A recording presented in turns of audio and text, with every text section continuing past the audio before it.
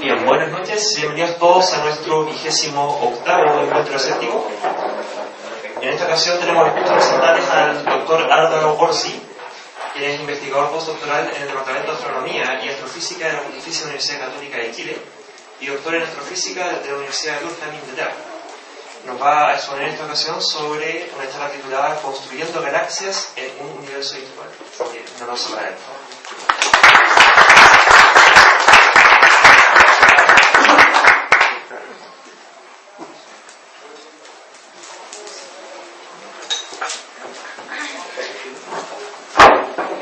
Bueno, gracias a la Asociación de Escépticos de Chile, en primer lugar, por invitarme a dar esta charla. En verdad siempre es súper entretenido y gratificante poder divulgar en el fondo lo que uno hace, así que, no sé, bueno, de partida voy a asumir que básicamente voy a tratar de partir de cero, ¿ok? El título y el tema de la charla es hablar sobre tal vez la receta en el fondo de cómo construir galaxias en un universo virtual. Lo que les estoy mostrando acá es justamente un vuelo a través de un universo virtual, ¿okay? Sin embargo, esto que ustedes ven como estrellas en verdad representan estructuras en el universo que tienen varios millones de masas solares cada una, ¿okay? Cada uno de estos grumos, cúmulos, son los lugares donde se hospedan las galaxias, ¿okay? Para que tengan una idea de la escala. Y esto es lo que llamamos un supercúmulo, en el fondo, de unos varios miles de billones de masas solares, donde habitan en el fondo varios cientos o miles de galaxias también.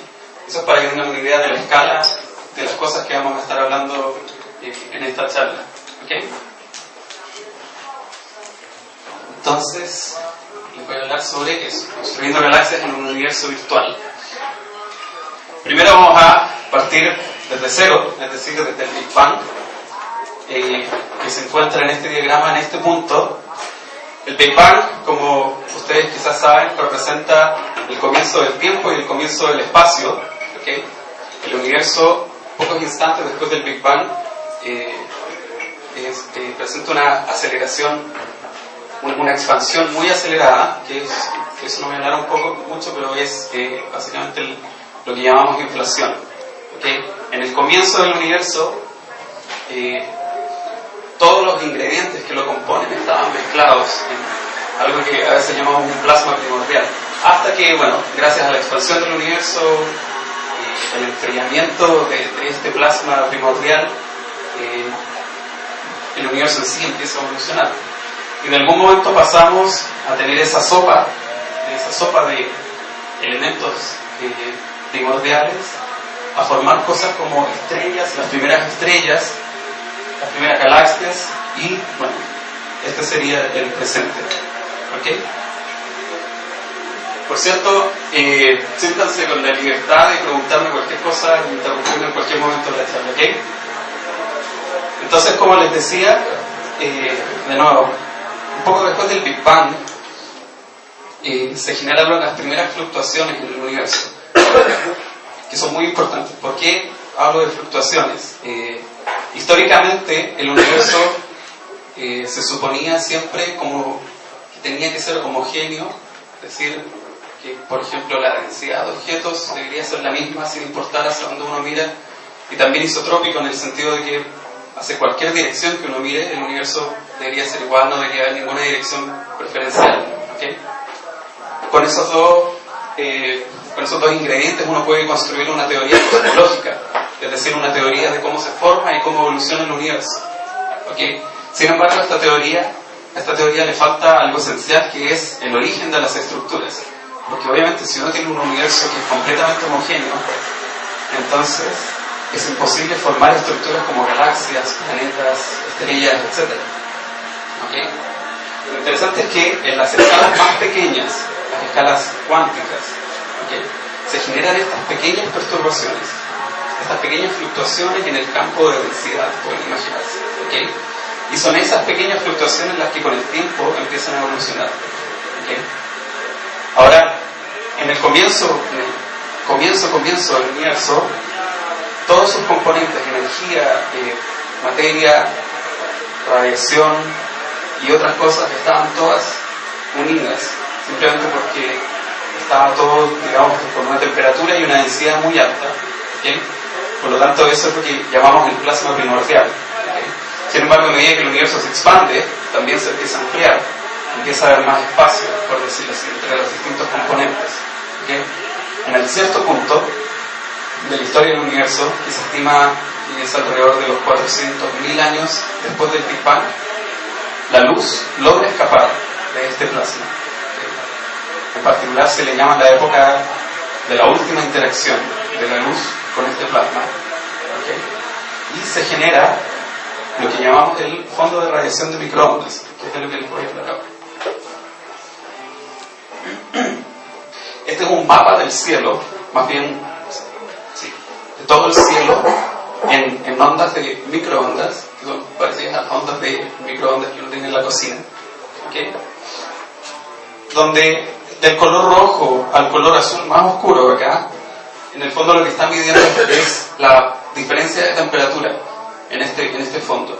La diferencia acá es del orden de una millonésima de grado, por cierto. Entonces uno puede imaginarse como que esto es completamente homogéneo, que tiene mucho sentido con la teoría original que les decía, de que el universo tiene que ser homogéneo, ¿okay? Sin embargo, existen esas pequeñas fluctuaciones de temperatura que en el fondo nos están hablando de fluctuaciones de, por ejemplo, de densidad. Hay un poco más de material acá, un poco menos acá, etc. Pero en escalas muy chiquititas. Ahora, si uno describe matemáticamente estas fluctuaciones, más bien estadísticamente, estas fluctuaciones, entonces construye, lo que llamamos el espectro de anisotropías, porque aquí es un nombre técnico simplemente para decir en qué escalas del mapa que les mostré antes hay más amplitud, es decir, las fluctuaciones son más grandes, ¿okay? Y eso se puede medir, son estos puntos que les muestro acá, y se puede corroborar con lo que la teoría del Big Bang predice, ¿okay? Para un universo con los ingredientes que les contaba antes. Cuando esto se hizo, esto es relativamente nuevo, esto es del año, probablemente del principio del 2000, encontramos que la teoría del Big Bang predice súper bien, en el fondo, estadísticamente, cómo varían esas fluctuaciones de temperatura, ¿okay? Entonces fue en el fondo una forma de confirmar lo que creemos que es el modelo cosmológico. Una de las consecuencias de eso es que podemos estudiar la composición del universo, es decir, para qué universo podemos predecir la forma de ese fondo de microondas, y encontramos que si juntamos toda la energía del universo, solamente un 4% de esa energía corresponde a lo que nosotros conocemos como materia normal, es decir, la materia de la que estamos hechos nosotros. Eso se llama sólido, ¿no? La materia de la que estamos hechos nosotros, los planetas, las estrellas, el gas de las galaxias, etc. Solamente un 4%. El resto, hay un 23% de algo que llamamos materia oscura. Esta es materia, igual que la materia que nosotros conocemos, con la única diferencia de que no la podemos ver. Técnicamente, que no interactúa no interactúa electromagnéticamente con la luz, digámoslo así. Entonces, no refleja luz, no absorbe luz, pero sí se siente su presencia. Por ejemplo, cuando observamos las galaxias, contamos la cantidad de materia que hay dentro de una galaxia, nos damos cuenta de que solamente estimando la cantidad de materia que hay a través de la luz que emiten, nos quedamos cortos. Y de hecho la proporción es más o menos la misma que encontramos acá, ¿okay? Entonces, la mayor cantidad de materia en el universo es materia oscura. Lo chistoso es que no sabemos exactamente lo que es la materia oscura. Sabemos que está ahí, pero no sabemos todavía lo que es. Y quizás lo más terrible es que el 73% restante es energía oscura, que es otro componente, no tiene nada que ver con la materia oscura, sino que es simplemente una fuente de presión en el universo, de hecho de presión negativa, que lo que hace es empujar la expansión del universo para que se acelere aún más de lo que ya se está acelerando, de lo que ya se está expandiendo. ¿Ok? La confirmación de esto, en particular de la energía oscura, vino gracias a las observaciones de supernovas a fines de los 90, que tengo entendido que José Massa también les dio una charla hace un tiempo, que probablemente les habló de eso. ¿Okay? Bueno, ahora hablemos del universo hoy. ¿Okay? Los astrónomos, como ustedes saben, usan esos grandes telescopios para mirar estrellas, planetas, etc., pero también galaxias. A mí particularmente me interesan más que las observaciones de objetos individuales, me interesan las observaciones de miles de objetos, cientos de miles, incluso millones. Entonces, hay proyectos muy grandes, como este que les estoy mostrando, que lo que hace es intentar mapear el universo, mapear una porción grande del cielo, ¿okay? Y contar galaxias, básicamente. Tratar de encontrar cuántas galaxias hay en un pedazo del cielo, ¿okay? Ahora uno pensaría que quizás las galaxias están distribuidas de forma aleatoria, es decir, que pueden estar en cualquier lado en el cielo. Pero al hacer esto, uno se da cuenta que las galaxias están distribuidas en el espacio de una forma bien particular. En detalle, podemos distinguir a simple vista lo que llamamos cúmulos, que son grupos de galaxias, como estos puntos acá rojos. También podemos distinguir vacíos, que son espacios donde no hay galaxias o donde la densidad de galaxias es muy baja. Y filamentos, que son estas líneas así, ¿okay? Son bien interesantes, ¿okay? Entonces ya sabemos, al menos a un nivel cualitativo, que la distribución de materia en el universo no es aleatoria, no es cualquier cosa, sigue un patrón bien particular. La pregunta es cómo, a partir de la observación del fondo de microondas, se forman este tipo de estructuras. Ahora les pregunto solamente por curiosidad, ¿alguien sabe en el fondo, alguien me podría decir cuál es la fuerza, cuál es el motor de la evolución en el fondo de la estructura del universo? ¿Qué es lo que hace que a partir de estas semillas en el fondo de fluctuaciones lleguemos a formar esto? Gravedad, exacto. Es la fuerza de gravedad la que permite el crecimiento de estas pequeñas fluctuaciones y las transforma en el fondo en este tipo de cosas, ¿okay? Lo que conocemos como galaxias. ¿Pero de dónde viene esta fuerza de gravedad? ¿De dónde viene? La fuerza de gravedad es simplemente viene dada por la materia, es la interacción entre, digamos, entre materias. Acá en la Tierra tenemos un ejemplo, porque en este caso que no hay una estructura dada. Después de la explosión, bueno, no había, por decirlo, un referente que hiciera la atracción. Entonces, por eso la pregunta es cómo se formó esa fuerza de atracción. Bueno, cómo se formó es una pregunta bien complicada de responder, pero en el fondo a lo que voy es que la materia existe. Solamente por el hecho de que existe materia, existe gravedad. La existencia de materia genera a su alrededor un campo de gravedad, por decirlo así, que atrae todo lo que tiene a su alrededor. Entonces, claro, en este punto el universo es prácticamente homogéneo, pero sí existen pequeñas fluctuaciones. Y si yo tengo, por ejemplo, si el universo en esa época era como esta sala donde en el fondo no hay aire acá, que está todo homogéneo, pero quizás hay un poquitito más frío acá, un poquitito más caliente acá, donde está más frío, está más denso, ¿okay? Y con el tiempo va a empezar a acumular, dada la fuerza de gravedad, va a empezar a acumular más y más materia a su alrededor. Esa es la idea. Entonces, ¿cómo estudiamos estas cosas? Obviamente la escala del problema es gigante, porque estamos hablando del universo completo, ¿okay? Entonces, ¿cómo pasamos de esto a la observación de las galaxias? ¿Okay? Lo que usamos son supercomputadores. Esto es un ejemplo de un computador, de hecho, de la Universidad de Durham, donde hice mi doctorado. Básicamente lo que uno hace es decirle al computador cómo uno quiere formar un universo, ¿okay? O nosotros le damos las condiciones iniciales, que son básicamente esto, es decirle cómo es la forma de las fluctuaciones en el fondo de radiación de microondas, y el computador lo que hace es tomar esto y evolucionarlo en esto. Les voy a mostrar esta película de nuevo. Y esto, lo que estamos viendo acá, es la estructura de la materia, ¿okay?, en el tiempo presente. Básicamente aquí lo que estamos simulando es la materia oscura, porque la materia oscura es el componente principal de materia en el universo. La materia normal es solamente el 4%, como recuerdo. Y ven que gravitacionalmente el computador nos entrega una estructura que al ojo al menos se ve bastante parecida a lo que esperaba. Filamentos, espacios con menos densidad y también cúmulos. Entonces, para volver a la misma idea, el supercomputador lo que hace es usar las leyes de la física, en particular la gravedad, para calcular cómo esas pequeñas perturbaciones crecen y se convierten en este caso, en los lugares donde habitan las galaxias. ¿Okay? Entonces, ven, ¿sí? Una pregunta. La materia oscura, tengo entendido que no es muy conocido. O sea, no es conocido, perdón.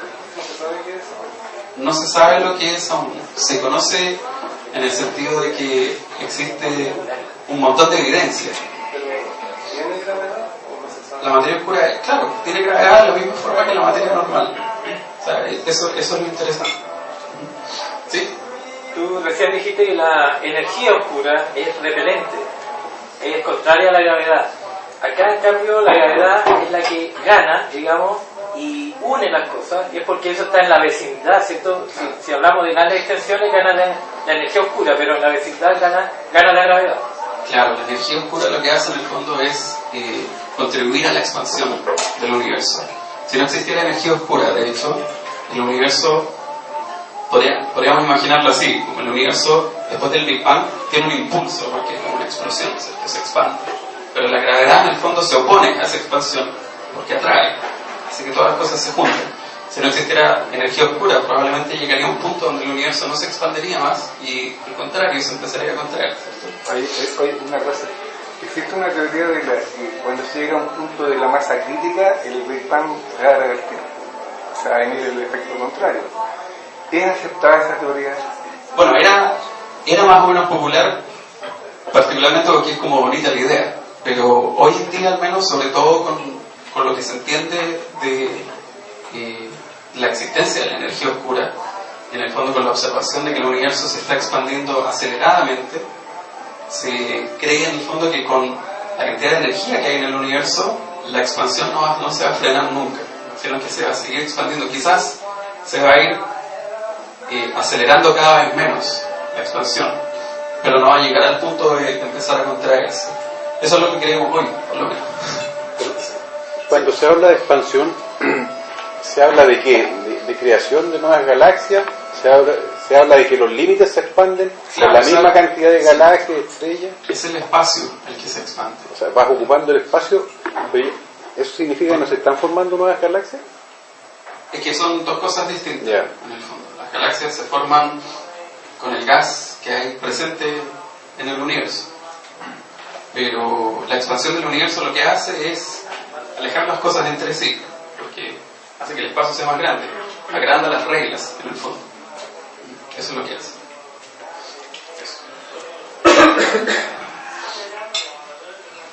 Ahora, les hablé de materia oscura, de cómo el universo evoluciona a grandes escalas, pero nosotros estamos hablando de escalas bastante más reducidas cuando hablamos de galaxias. Esto es una simulación de un tamaño típico. En este caso, cada lado, para que tengan una idea de lo que se simula en el computador, cada lado tiene 500 megaparsecs de lado. ¿Cuánto es? Un parsec equivale más o menos a 3 algo años luz. Estamos hablando de 500 millones de eso. ¿Okay? Eso en un lado. ¿Okay? Entonces es bastante grande. Y apenas en las regiones, en el fondo de formación de galaxias, son bastante más chicas que eso. ¿Okay?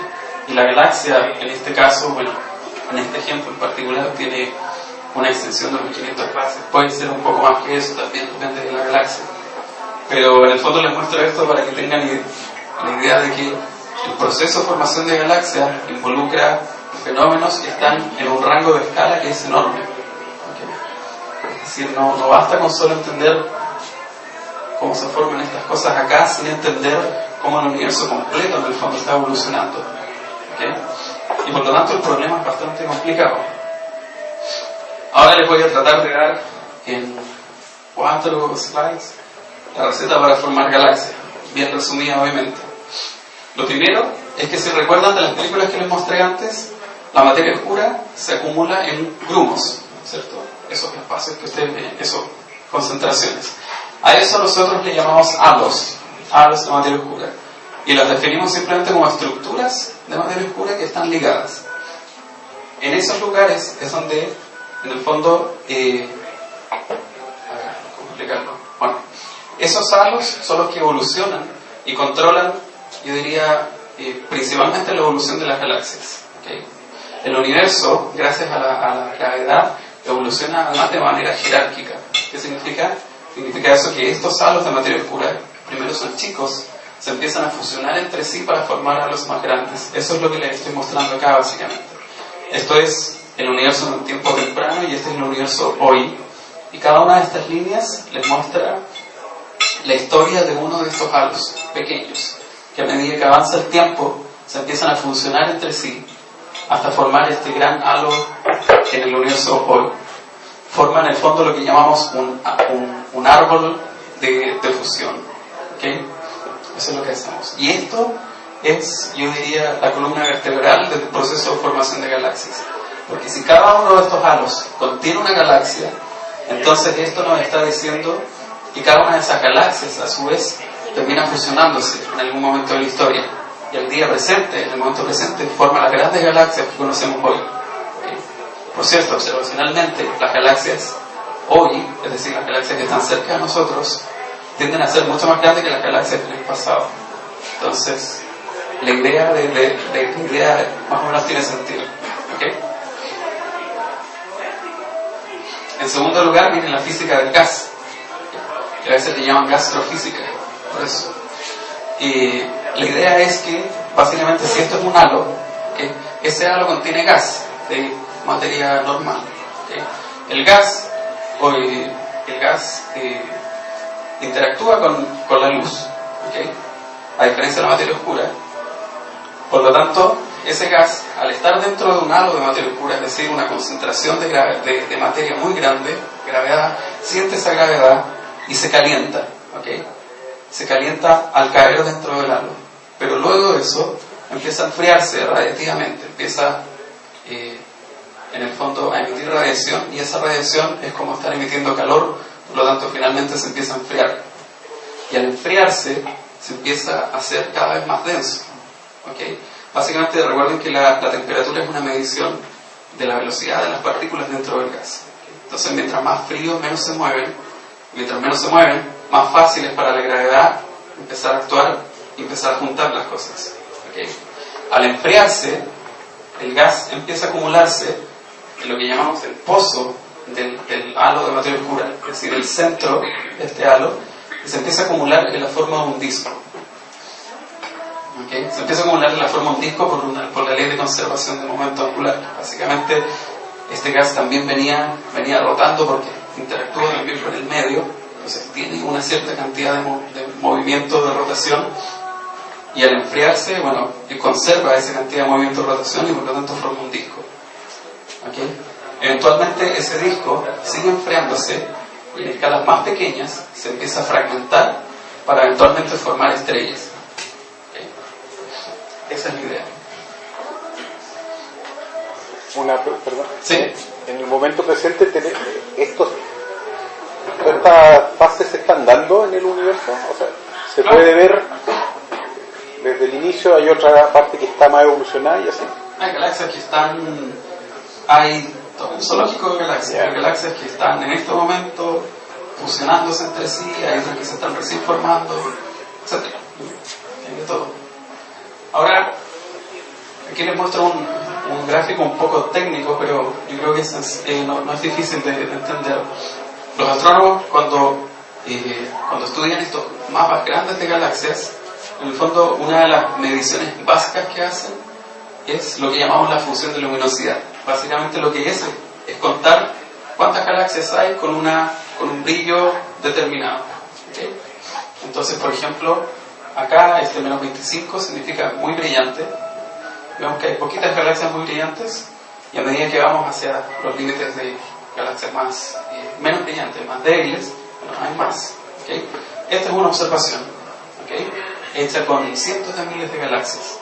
¿Okay?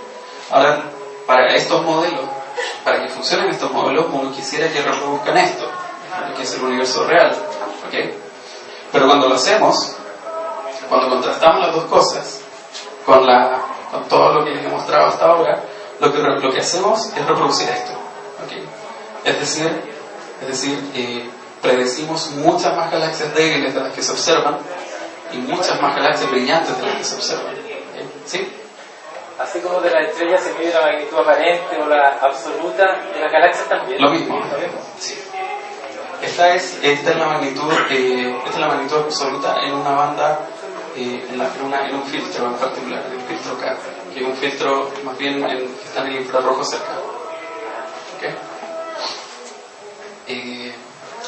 Entonces, con toda la imagen de lo que les estaba mostrando antes, en el fondo no podemos reproducir la forma de esta función, que es una estadística básica, en el fondo es contar cuántas galaxias hay en el universo. ¿Okay? Entonces lo que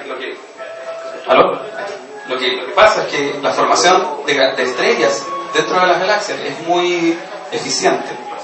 Formamos muchas galaxias débiles, muchas galaxias brillantes también. Pero sabemos que hay procesos que regulan la formación de estrellas. ¿No es? El proceso más allá de esta física del gas que les mostraba. Por ejemplo, sabemos que hay supernovas, que las estrellas forman supernovas. Resulta que cuando se forman estrellas, hay muchas estrellas jóvenes que son bien masivas, son bien grandes, y estas estrellas explotan después de un tiempo corto. Y al explotar, al acabar su ciclo de vida en el fondo, forman supernovas. Supernovas son explosiones de estrellas muy energéticas. Y al ser tan energéticas, lo que hacen es calentar el medio. ¿Okay? Porque es en el fondo, una explosión, ¿cierto? Una onda de choque que lo que hace es calentar el medio alrededor. Y al calentar el medio, obviamente previene el enfriamiento que les mostraba antes. Y por lo tanto frena la formación de galaxias, la formación de estrellas, perdón. Este proceso, y bueno, no solo la frena, sino que incluso eyecta material, eyecta gas fuera de la galaxia, fuera del halo. Este proceso es particularmente importante en este rango, donde las galaxias que se forman son débiles. ¿Okay? Y después, en el rango de las galaxias más masivas, de las galaxias más grandes, las que brillan más, tenemos también la actividad alrededor de los agujeros negros. Los agujeros negros, que bueno, al principio no los podemos ver, sí forman a su alrededor lo que llamamos un disco de acreción, que es en el fondo el gas que está cayéndose el agujero negro, no cae directamente, sino que también cae formando un disco. ¿Okay? Solo que en este caso la física es mucho más extrema que la física de la formación de galaxias, y genera un montón de digamos, de física de altas energías. En particular, genera jets de radiación, y esos jets de radiación también calientan el gas, incluso eyectan gas, y en este caso frenan la formación de estrellas también. Entonces, con esos dos ingredientes adicionales podemos reproducir este tipo de cosas. ¿Okay? Entonces, como resumen, les quiero mostrar de nuevo un mapa de galaxias. ¿Okay?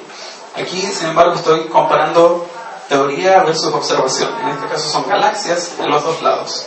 ¿Okay? Esto es un mapa de galaxias bien famoso que se hizo con un telescopio en Australia, y se terminó a principios del 2000. ¿Okay? Y esto es una simulación del mismo mapa. En el fondo lo que se hace es reproducir el tamaño angular y ese tipo de cosas. ¿Okay? Y lo que se ve es ver qué es lo que predice la teoría. Estadísticamente es lo mismo. Obviamente no estamos tratando de reproducir exactamente el universo, sino que estamos tratando de reproducirlo a nivel estadístico. Es decir, que por ejemplo el grado de aglomeración de estas estructuras es la misma, también sobre ciertos filamentos, etc.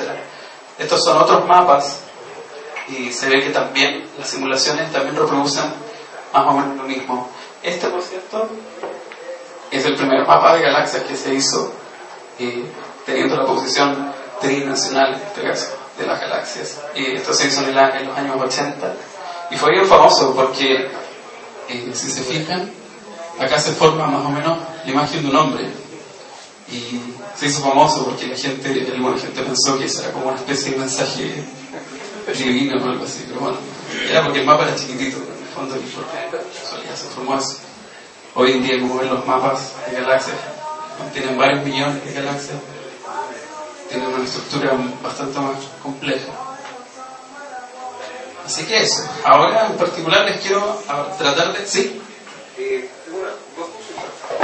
Esa es la receta que usted usó para hacer, bueno, la que usaron para la simulación del universo, pero consideraron solamente el modelo jerárquico, no consideraron el monolítico para la formación de cúmulo de galaxias. El modelo monolítico. Esto es más bien lo que llamamos el modelo estándar. ¿Okay? ¿Pero a qué te refieres con modelos monolíticos? Es que está el modelo de Holdermatter, que es el jerárquico, y está el de Holdermatter, que es el monolítico, que tenía una sola nube, la nube se comprimió como estrellas, y después las estrellas formaron el cúmulo. Que son los dos modelos que se debaten entre la formación de cúmulo de galaxias y todavía no saben cuál es cuál. A ver, incluso el modelo con... O sea, algo claro, que al momento no les expliqué, en verdad. Como decía, la materia oscura es el ingrediente principal en formación de galaxias. Hay propiedades de la materia oscura que no se entienden todavía muy bien, porque no hay observaciones directas. En particular, el modelo que les estoy mostrando es el modelo de materia oscura fría, que es el que se considera estándar porque reproduce la mayoría de las observaciones.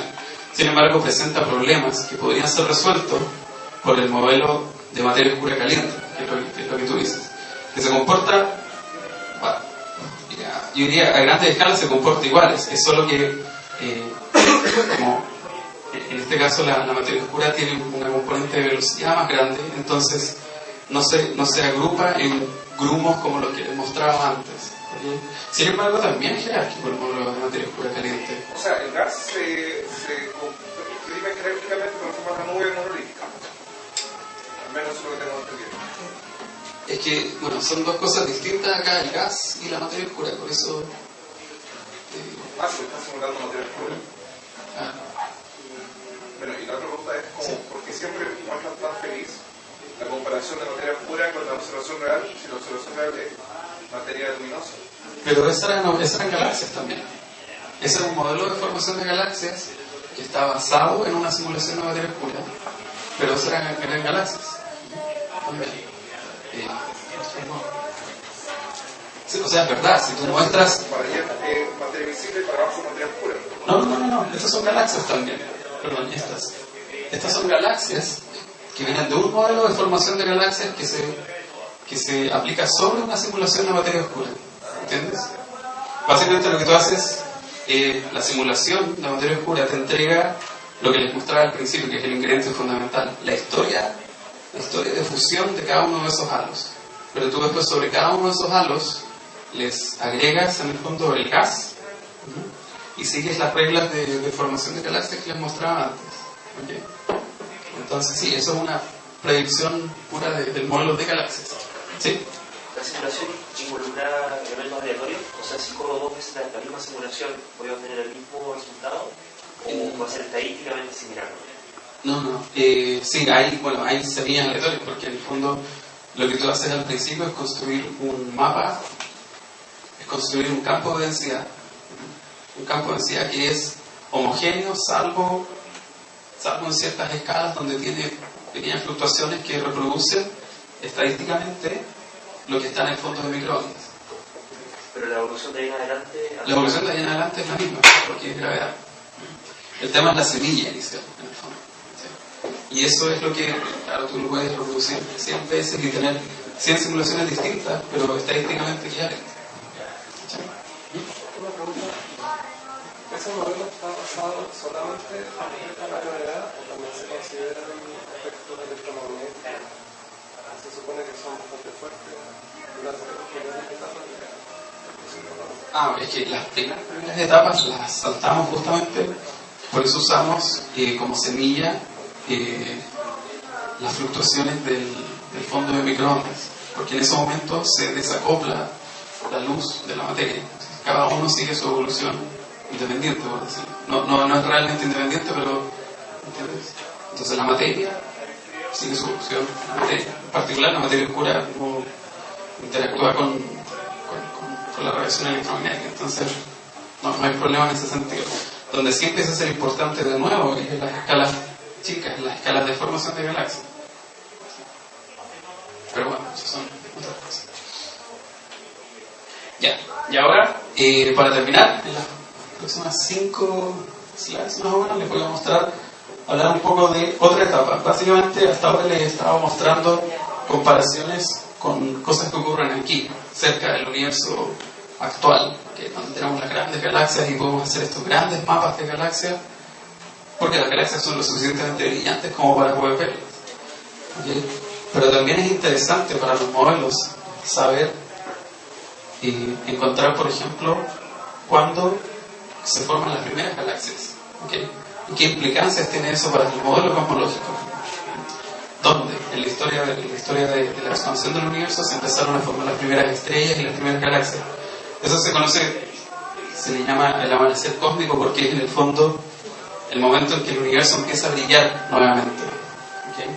En el momento en que se desacopla la luz de este plasma primordial, el universo genera el fondo de microondas y deja de brillar. La materia y la luz están desconectados, y solo en algún momento donde se forma la primera estrella, el universo empieza a brillar nuevamente. Entonces es interesante estudiar esa época. ¿Cómo se hace? Bueno, hay miles de técnicas hay varias técnicas para encontrar en particular las primeras galaxias en el universo. ¿Okay? Y en particular les voy a hablar de esta, que esto es una idea más o menos de cómo se hace. Lo que hacen los astrónomos es en el fondo medir la luz de una galaxia.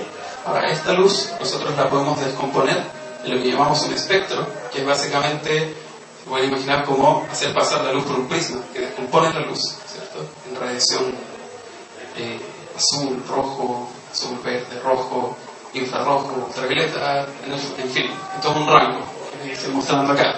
¿Okay? Ahora, cuando uno estudia el espectro de las galaxias, nota que aparecen algunos picos como este. ¿Okay? Y esos tienen que ver con la física del gas que está dentro de las galaxias. Y lo que hacen los astrónomos observacionales es apuntar a estos picos de emisión. ¿Okay? Tratar de refinar los telescopios para que detecten solamente estos picos de luz. Para que detecten solo estos picos de luz y hacer más efectiva la observación. ¿Okay? Así podemos encontrar objetos que son muy, muy, muy débiles, salvo en ese rango. Y bueno, y eso es lo mismo que hacíamos antes, que mostraba antes, que en el fondo intentar hacer mapas también de galaxias. Obviamente, como es mucho más difícil, los mapas son bastante más modestos. Entonces, en particular, aquí tenemos que empezar a estudiar un poco de física atómica también, porque tenemos que saber cuáles son los procesos que producen en el fondo fotones, luz, en estas longitudes de onda en particular. ¿Okay?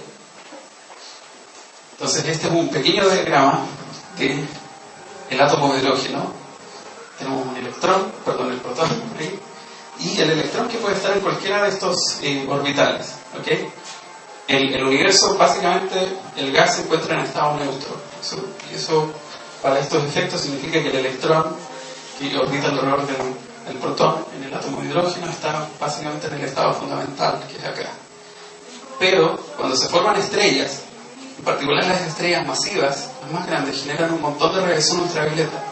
Y esa radiación ultravioleta, cuando choca con estos átomos de gas, lo que hace es ionizar estos átomos. Significa básicamente que le pega al átomo y el electrón lo saca. Entonces ya no está girando nuevamente. ¿Okay? O sea, ya no está orbitando alrededor del protón. Entonces ese proceso, bueno, una vez que pasa eso, ocurre la recombinación, un instante después, que es que el átomo, el protón básicamente solo, captura nuevamente un electrón y al capturarlo emite luz. ¿Okay? Y esa luz tiene una longitud de onda bien particular que va a depender de cuál es la diferencia, bueno, que puede ser cualquiera de estos valores, ¿ok? Que les muestro acá. En particular, la más típica es esta, la que ocurre con más probabilidad, ¿ok? Y como es la que ocurre con más probabilidad, también es la que genera más luz, ¿okay? En particular la Lyman alfa. Y por eso estas galaxias se llaman galaxias emisoras de Lyman alfa. Ahora, para estudiar estas cosas, yo lo que hago es algo así como este chiste de conseguir una vaca esférica, porque en el fondo simplifico el problema. Y en vez de pensar en las galaxias y toda la estructura compleja que hay dentro de una galaxia, me imagino que la galaxia es como una esfera con gas, y lo que hago es reproducir cada uno de esos procesos de ionización y recombinación de la luz que produce la galaxia, en este caso en el centro, hasta el momento que logra escapar. Y lamentablemente es la única forma de calcular robustamente cuál es la producción de estos fotones, ¿okay? Ahora, una vez que uno hace eso, uno puede hacer predicciones y compararlas con las observaciones. Entonces esto es una predicción del modelo, de la misma observación que les mostraba antes, ¿okay?